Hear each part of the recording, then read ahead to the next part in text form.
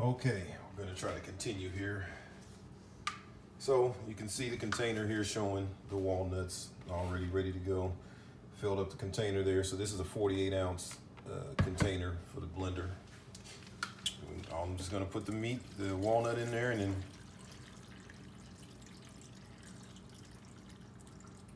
go with some water. So a little bit more than half. Because again, this is not a recipe operation.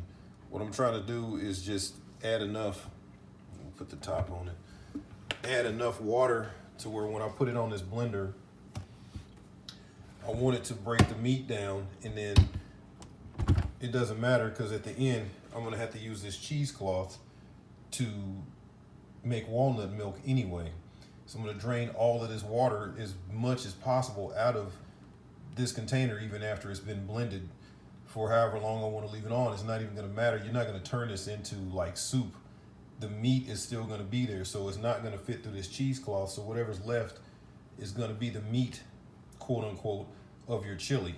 So being that it's not actual meat, ground beef or turkey or chickens or whatever people use for chili, and I've used it all over the years. I'm not sitting here telling you I'm some holier than thou person. I've used deer meat, sausage, added bacon, ground beef, of course, turkey.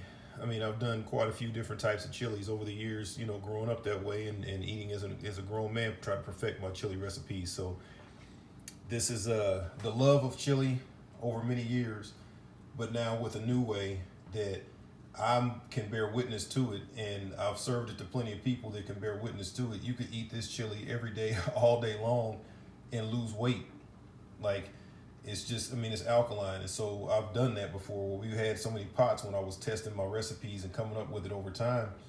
We had so many different pots of chili. We just eating it every day for like 2 or 3 weeks, and it's so good. And you get done eating it, I mean, you having regular bowel movements, you got your energy, everything's going fine. And I mean, it's good. So this has been the best one, and I love it, and I'm going to perfect it. So that's why I'm sharing it. So on with the blending.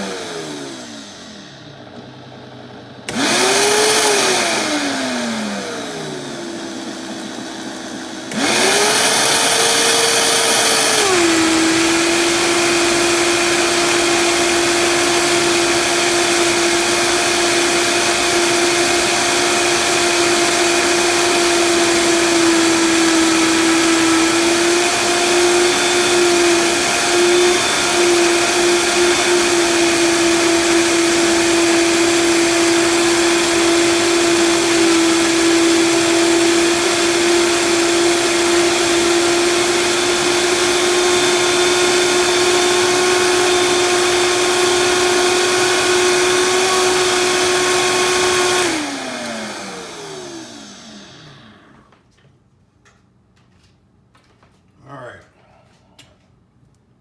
so there's that. And come back, we'll have the jars and we'll show you how to make the walnut milk.